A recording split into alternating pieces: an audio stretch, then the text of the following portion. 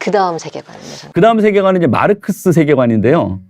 사실은 1989년에 동서독의 베를린 장벽이 무너지면서 이제 공산주의는 끝났다.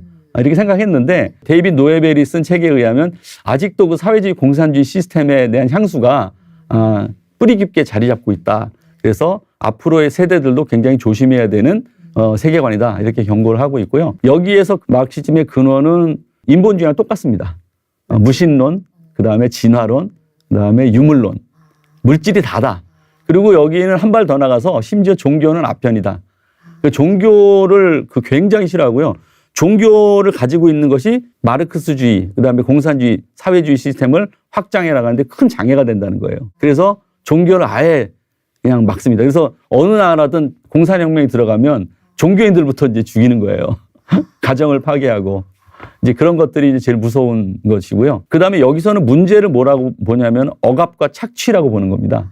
그래서 이 세상의 온 인류의 역사를 그 가진 자와 못 가진 자, 부자와 가난한 자, 부르주아와 프롤레타리아, 자본가와 노동자, 지주와 농민 이렇게 나눠가지고 물론 그런 체계가 있을 수 있겠지만 전체 영역을 그렇게 다 분석해서 이 세상의 문제는 억압과 착취야. 높은 놈들이 낮은 놈들을 계속 억압하기 때문에 공평하지 못한 사회가 되는 거야. 이 시스템이 굉장히 이해하기가 심플하고 쉽잖아요. 그래서 직관적이고 그래서 이 인기가 많은 이제 세계관이고요.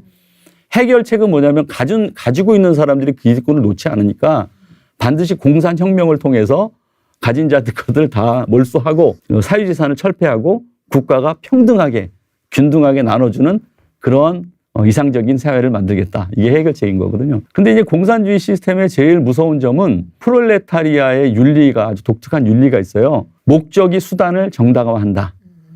들어보시죠. 그러니까 목적만 바르면은 중간에 과정이나 수단은 조금 문제가 있어도 상관이 없다는 거예요. 거짓말을 해도 괜찮고요. 그 다음에 폭력도 괜찮고 살인도 괜찮고 전쟁도 괜찮다는 거예요. 왜냐하면 우리는 더 높은 그 목적을 가지고 공산주의 건설이라는 목적이 있는데 그 목적만 바르다면 그 수단은 정당화될 수 있다. 이런 거예요. 여기는 어떻게 보면 사람에 대한 존중은 아예 없네요. 그래서 이제 그 북한이 조선민주주의 인민공화국인데 그 인민은 한 사람을 얘기하는 게 아니라 집단을 얘기하는 거예요. 이 집단을 위해서는 한 사람도 소홀히 아니면 쉽게 버릴 수 있다. 뭐 이렇게 생각하는 거죠. 근데 사실 우리가 성경적 세계관은 하나님이 한 사람 한 사람을 소중하기 때문에 집단의 이익이 아무리 커도 이 한 사람의 자유를 뺏을 수 없는 것이 이 성경적 세계관이거든요. 이제 그런 것들을 가르쳐야 되고 그 다음에 이제 여기서 자주 얘기하는 것이 우리가 유태인 학살을 히틀러가 유태인 학살을 600만이나 되는 엄청난 사람을 죽였잖아요. 사실은 공산혁명 때문에 죽은 사람이 1억 명이 넘습니다. 그런데 이런 것들은 분노하거나 알려지지도 않고 그 600만도 굉장히 엄청난 숫자긴 하죠.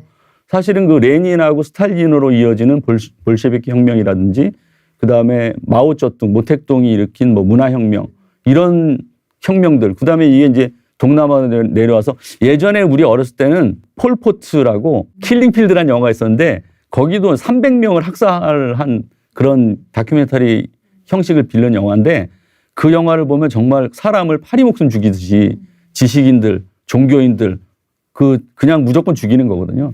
총알이 아까워가지고 막 목에다 비닐봉지 씌워가지고 죽이고 막 이런 그런 것들이 왜 용서가 되냐면 더 높은 공산주의의 아이디어란 시스템을 가기 위한 그 목적이 정당하다면 수단은 어떻게 해도 괜찮다. 이런 것들 때문에 이제 문제가 되는 것이고요. 사실은 자본주의 시스템에 그 문제도 있긴 있습니다.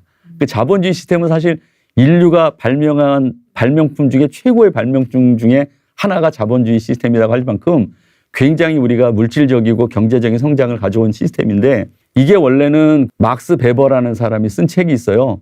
프로테스탄트 윤리와 자본주의 정신이라는 책이 있는데 그 책에 보면 이 자본주의가 밑에 프로테스탄트 우리 개신교도들의 윤리가 자본주의를 만들어냈다 하는 그 내용을 설명한 책이거든요. 너무나도 좋은 시스템을 이 개신교도들의 정신이 만들어냈는데 여기서 이제 부자가 되고 풍요로워지니까 그 좋은 시스템에서 예수님이 쏙 빠진 거예요. 그러니까 돈만 추구하고 이 만몬신이 여기를 장악하기 시작하면서 그렇게 되면은 세 가지 항상 곤란한 점이 나오는데 첫 번째가 빈부의 격차, 그다음에 두 번째가 정경유착, 세 번째가 이제 성적 도덕적 타락. 이 세 가지가 반드시 온다고 하는데요. 우리나라도 그 세 번째 단계까지 온 것이 아닌가 이런 염려가 듭니다. 그러니까 어쨌든 이 자본주의 시스템이 지금 잘못된 방향으로 가는데 거기에 핵심은 예수님이 빠져 있는 거고 그거를 예수님의 그 복음을 다시 회복해서 제대로 된 자본주의를 완성할 생각을 안 하고 그 대안으로 이제 막시즘이 들어와서는 곤란하다 하는 내용들을 이제 설명하고 있는 책이죠. 재밌어요, 장로님. 재밌습니까? 네. 굉장히 지루한 내용인데 네, 재밌어요, 재밌어요. 목사님 굉장히 재밌게 들으시네요. 네, 네.